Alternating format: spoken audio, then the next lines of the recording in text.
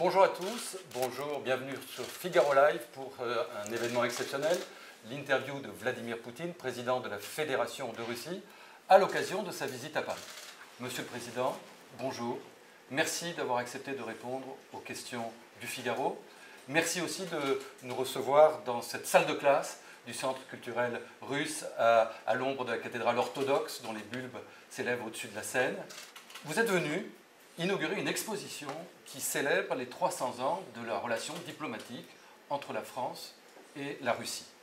Depuis Louis XV, cette relation franco-russe a eu des hauts et des bas. Comment, pour vous, où en est cette relation aujourd'hui? Действительно, президент Макрон пригласил меня для участия в открытии выставки. Но должен сразу же сказать, что je dois vous le dire tout de suite que les relations entre la Russie et la France se sont créées pendant beaucoup plus de temps et ont des racines beaucoup plus profondes. Aujourd'hui, nous nous en sommes souvenus à plusieurs reprises avec le président. Au XIe siècle, la fille cadette d'un des grands princes russes, de Yaroslav le Sage, la princesse Anne, est venue en France pour devenir épouse du roi Henri Ier.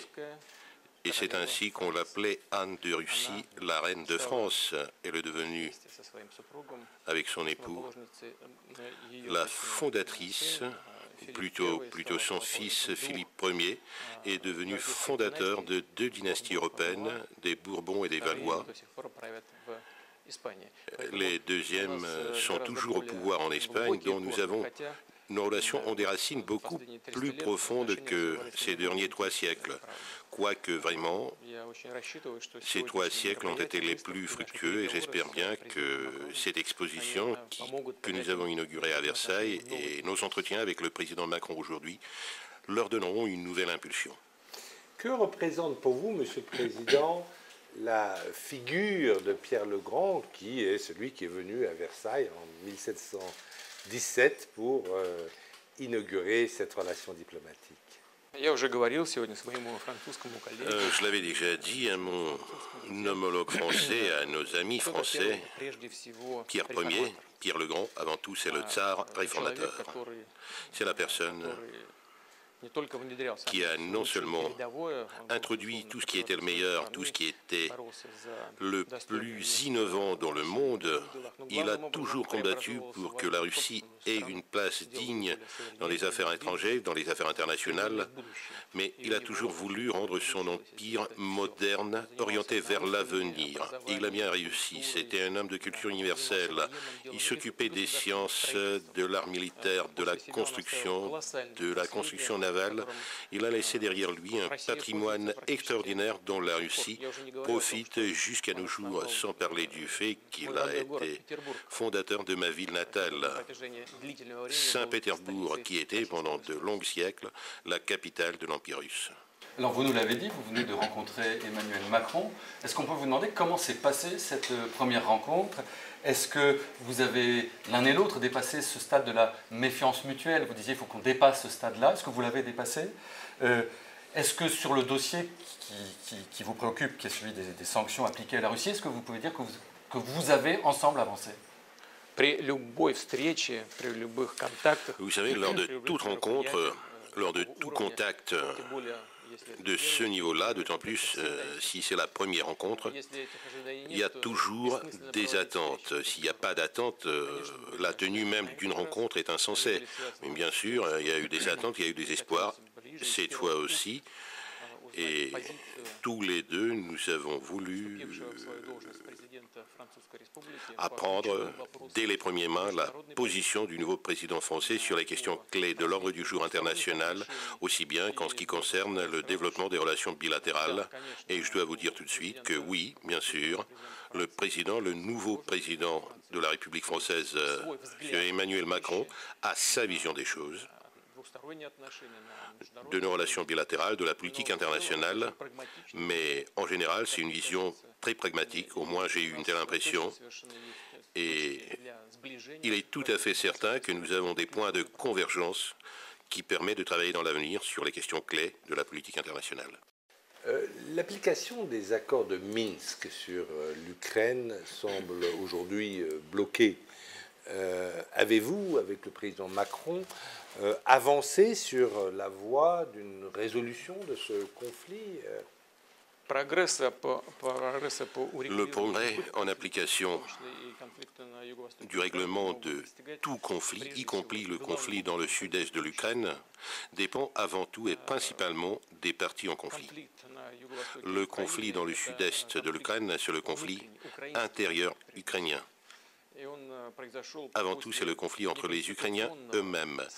C'est un conflit qui est survenu avec la prise de pouvoir anticonstitutionnelle à Kiev en automne de 2014.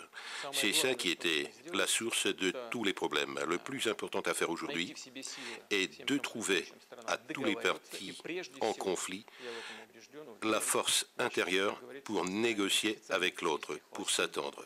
Comme on dit d'habitude, le ballon est du côté des autorités de Kiev. Alors justement, qu'est-ce qui peut permettre de faire avancer la situation dans le sens de la paix? Est-ce que la Russie peut prendre des initiatives pour finalement aller vers une réconciliation avec l'Ukraine?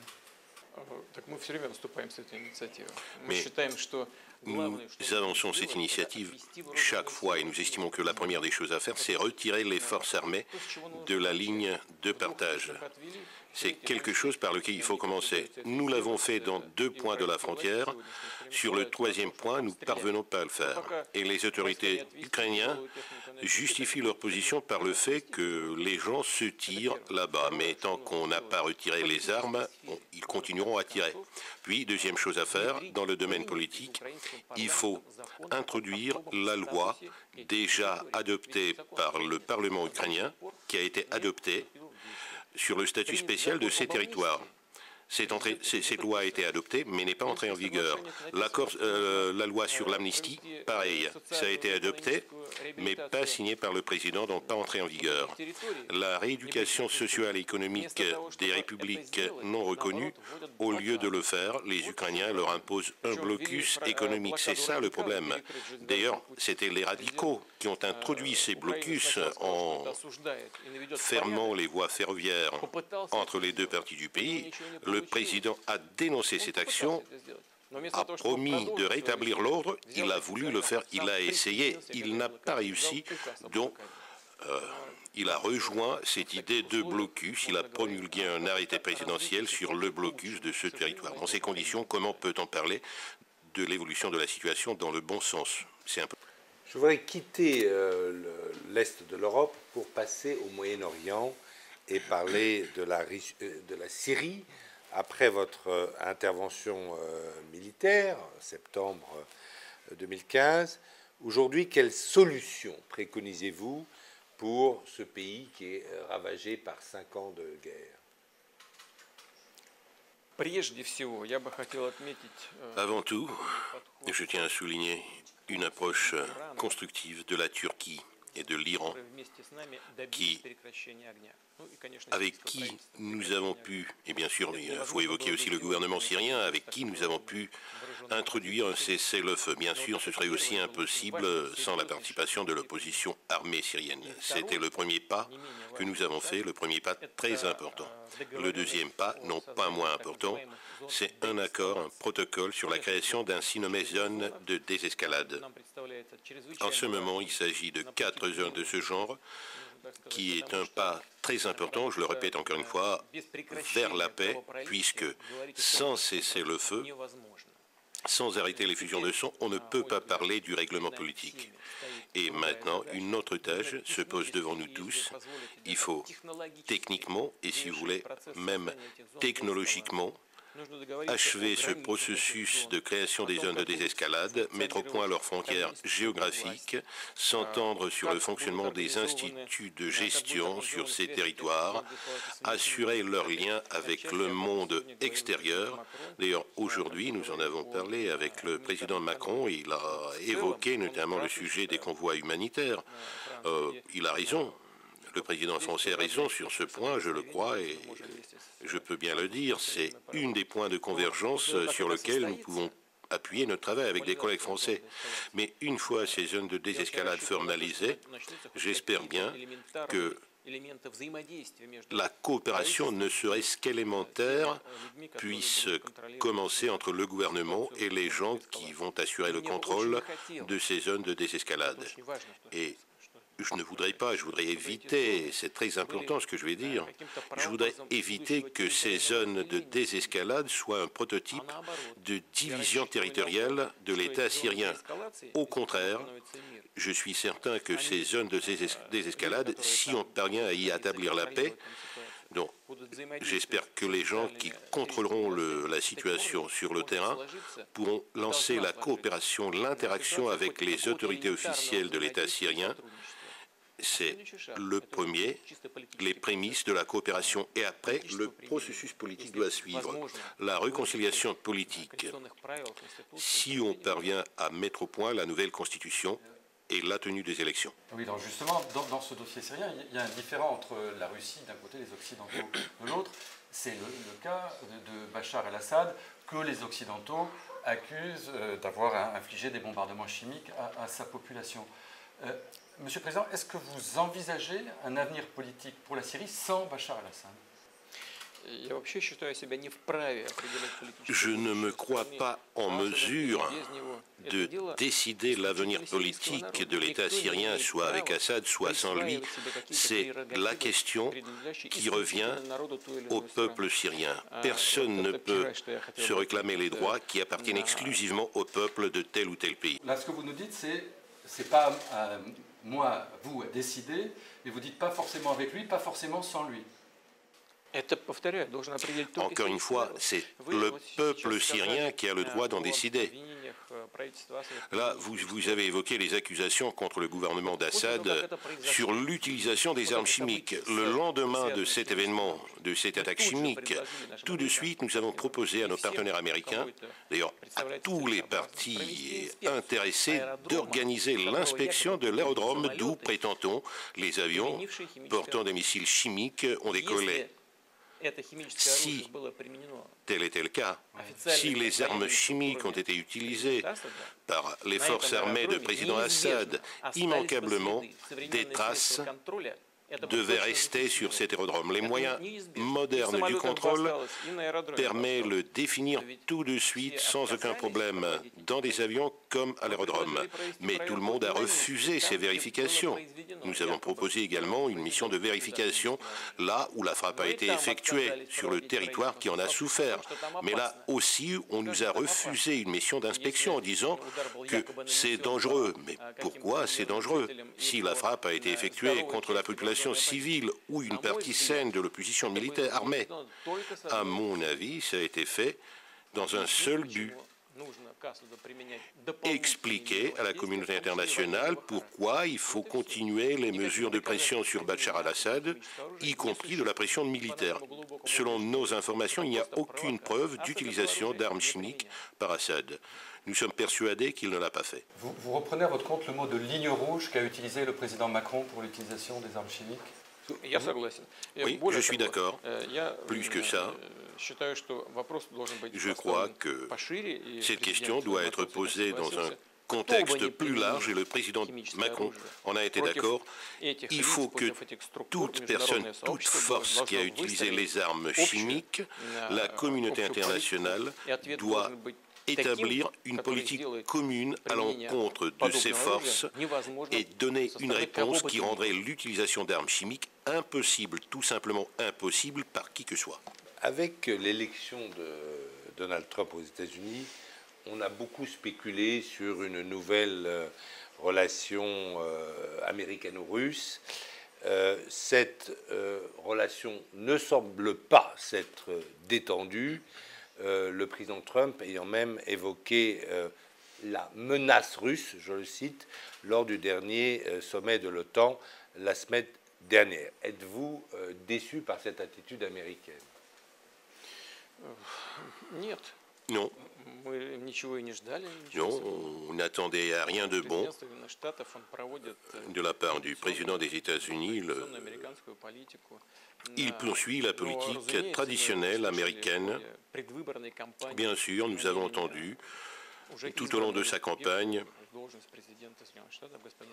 ses intentions de président élu, M. Donald Trump, de normaliser des relations russo-américaines, puisqu'ils sont aujourd'hui au niveau des plus bas, mais nous comprenons aussi bien que la situation intérieure aux États-Unis est aujourd'hui telle que les gens qui ont perdu l'élection présidentielle ont du mal à admettre leur défaite et continuent à intervenir très activement dans la lutte politique intérieure, en y jouant y compris la carte anti-russe, en évoquant la menace tout à fait imaginaire, dont nous ne sommes pas pressés et nous espérons qu'un jour les relations russo-américaines vont s'améliorer.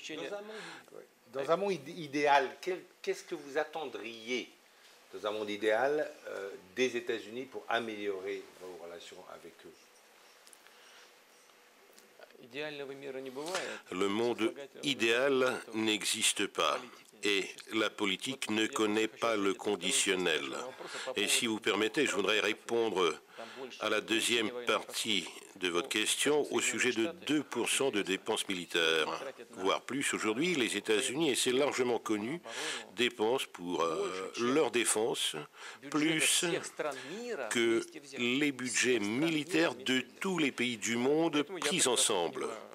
Donc, je comprends très bien le président américain au moment où il veut renvoyer une partie de ses dépenses à ses alliés de l'OTAN. Ça, c'est tout à fait compréhensible et naturel. Mais ce qui m'a intéressé, ce qui a attiré mon attention plus, lors de ce dernier sommet de l'OTAN, il a été dit que l'OTAN veut établir de bonnes relations avec la Russie. Mais en ce moment, pourquoi augmenter des dépenses militaires? J'y vois une contradiction quand même. Mais en fait, bon, c'est pas notre affaire. C'est à l'OTAN de décider qui et combien doit payer et à quelle fin. Cela ne nous inquiète pas. Nous travaillons sur notre propre sécurité, nous développons nos industries de défense et nous sommes certains de nous-mêmes. Si on parle de l'OTAN, à côté de ce que vous dites, il se trouve qu'il y a aussi un certain nombre de vos voisins à vous qui cherchent une sorte d'assurance sécurité du côté de l'OTAN. Est-ce que pour vous, c'est une marque de défiance, quelque chose de scandaleux? Pour nous, c'est plutôt le signe que nos partenaires, excusez-moi, en Europe et aux États-Unis, ont une politique myope. Ils ne veulent pas voir deux pas en avant. Ils ont perdu cette habitude, nos partenaires. Lorsque l'Union soviétique est disparue, des politiciens occidentaux nous ont dit, ça n'a pas été transcrit dans un accord international, mais ça a été dit, je vous l'assure, l'OTAN ne bougera pas vers l'Occident, nous disait-il, et les politiciens allemands proposaient de créer un nouveau système de sécurité en Europe avec la participation des États-Unis et de la Russie. Si cela était fait à l'époque, aujourd'hui on n'aurait pas des problèmes qui sont les nôtres. L'élargissement de l'OTAN vers l'Est jusqu'à nos frontières, l'avancement de l'infrastructure militaire du bloc vers nos frontières, il n'y aurait peut-être pas non plus la sortie des États-Unis, la sortie unilatérale des États-Unis du traité ABM, qui était, je tiens à le souligner, une pierre angulaire de la sécurité actuelle et peut-être celle de l'avenir. Il n'y aurait pas d'élément du bouclier antimissile américain en Europe, en Pologne, en Roumanie, qui crée immanquablement une menace pour nos forces stratégiques et rompt l'équilibre stratégique, ce qui est extrêmement dangereux pour la sécurité internationale. Peut-être cela n'aurait-il pas lieu aujourd'hui, mais ça s'est produit déjà, et on ne peut pas revenir en arrière dans l'histoire. C'est pas un film de fiction qu'on peut rembobiner à sa guise. Mais si on veut résoudre ce problème, il faut avant tout se poser la question, qu'est-ce que nous cherchons dans l'avenir? Nous cherchons tous la sécurité, le calme et la coopération. Donc il ne faut pas inventer des menaces imaginaires provenant de la Russie, des guerres hybrides ou autres spectres de ce genre. Vous les avez inventés vous-même, vous vous effrayez vous-même, et c'est en se basant sur ces données imaginaires, vous cherchez à baser vos politiques. La seule perspective, c'est la coopération dans tous les domaines, y compris pour la sécurité. Quel est le problème numéro 1 pour la sécurité aujourd'hui? C'est le terrorisme. En Europe, ça pète. En Russie, ça pète. En Belgique, ça pète.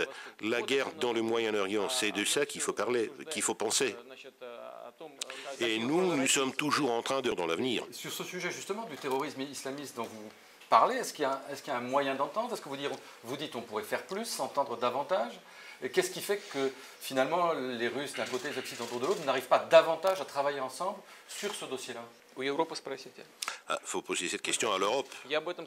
Nous voulons cette coopération et nous y sommes prêts.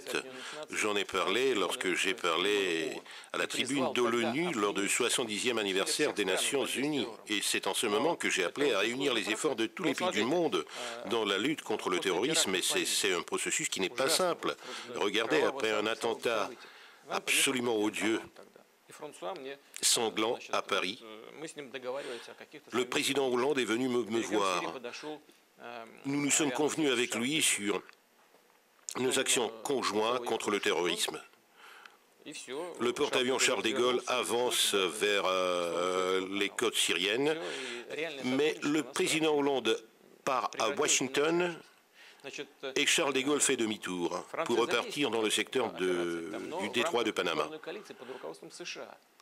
Et l'opération continue, mais dans le cadre d'une coalition pilotée par les États-Unis. Bon, regardez au sein de cette coalition qui est le chef, qui prétend quoi?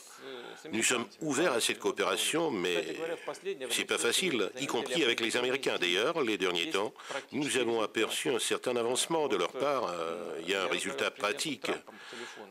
J'ai parlé au téléphone avec le président Trump, qui a soutenu l'idée de ces zones de désescalade. Aujourd'hui, nous réfléchissons comment assurer les intérêts de tous les pays de la région dans le sud de la Syrie. J'entends par là les préoccupations de tous les pays qui ont des problèmes de la région, la Jordanie, l'Israël, la Syrie elle-même. Et bien sûr, nous sommes prêts à entendre l'opinion des Américains et de nos partenaires européens, mais il faut mener un dialogue concret et non pas discuter des sujets, je le répète encore une fois. À propos des États-Unis, les soupçons d'immixtion russe dans la campagne électorale américaine ont déclenché une tempête politique aujourd'hui à Washington. En France, des soupçons analogues ont été exprimés. Quelle est votre réaction, et surtout vis-à-vis de ce qui se passe aujourd'hui aux États-Unis? Vous savez, j'ai déjà plusieurs fois répondu à cette question. Aujourd'hui, quelqu'un de vos collègues, aujourd'hui même, quelqu'un de vos collègues a posé une telle question lors de notre conférence de presse conjointe. Il a posé une question d'une manière très délicate. On prétend comme quoi ce sont des hackers russes, mais on prétend qui le prétend et sur quoi se base cette personne qui en parle? Le président Trump, lorsqu'il en a parlé, il a dit des choses tout à fait correctes. Et peut-être que ça vient non pas de Russie, et peut-être que quelqu'un a inséré quelque part une clé USB avec le nom d'un citoyen russe. Dans ce monde virtuel, aujourd'hui, on peut faire n'importe quoi. La Russie ne s'en est jamais occupée, je vous assure. Nous n'en avons pas besoin. Aucun intérêt. À quoi bon? Vous savez, j'ai parlé avec plusieurs présidents américains. Les présidents viennent et ils repartent. Mais la politique ne change pas. Et vous savez pourquoi? Puisque la bureaucratie est très puissante. La personne élue a son opinion, ses idéaux, sa vision des choses, mais le lendemain de son élection, il est visité par des gens avec des attachés caisses bien vêtus de costumes, cravates, chemises blanches, et lui explique comment doit-il agir en bon président. Et changer quelque chose dans cette situation, c'est très difficile. Je le dis sans aucune ironie, non pas que les gens ne le veulent pas, mais objectivement, c'est compliqué. Obama, c'est un homme très compétent, un démocrate. Avant son élection, il avait promis de fermer la prison de Guantanamo. Est-ce qu'il l'a fait? Non. Et pourquoi il ne le voulait pas? Je suis certain qu'il voulait bien le faire, mais il n'a pas pu. C'était son aspiration, sincère. Il a voulu le faire, mais c'est impossible. Et ce n'est pas la question la plus importante. Quoique, bon, bien sûr, c'est important. Il y a des gens qui sont détenus, menottés pendant des décennies, sans être jugés, sans être accusés, sans être condamnés. Vous imaginez une telle situation en France ? Et aux États-Unis, pays de la démocratie, ça se fait. C'est au sujet de la démocratie d'ailleurs et des valeurs universelles. Mais ce n'est pas pour ça que j'ai cité cet exemple. Tout simplement pour vous dire que... Ce que vous nous dites, c'est que cette tempête politique à Washington est fondée sur une fiction absolue.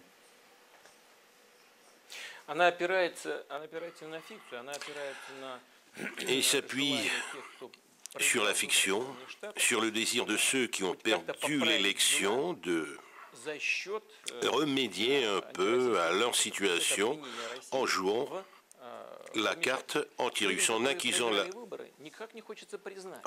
la Russie d'ingérence. Les gens qui ont perdu ont du mal à reconnaître qu'ils ont tout simplement perdu, puisque celui qui a remporté, il était plus proche du peuple, il a mieux compris les aspirations des électeurs. C'est difficile de le reconnaître.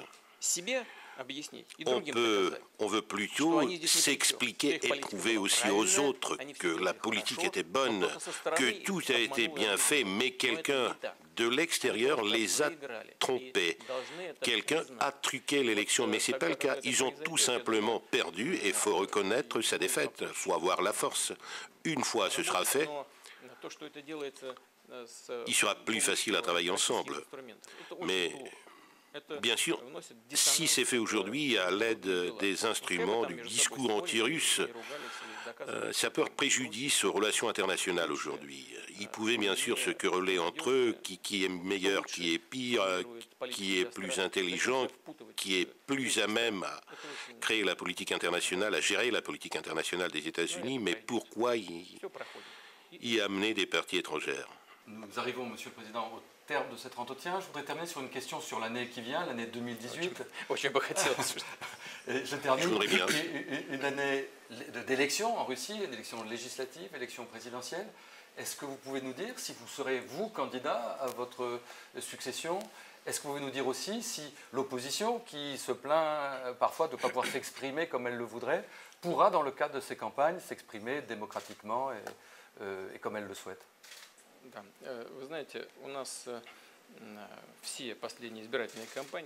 Vous savez, toutes les dernières campagnes électorales se tiennent dans le cadre de la législation en vigueur en Russie. Et je ferai tout pour assurer la tenue de la campagne de 2018 dans les meilleures conditions.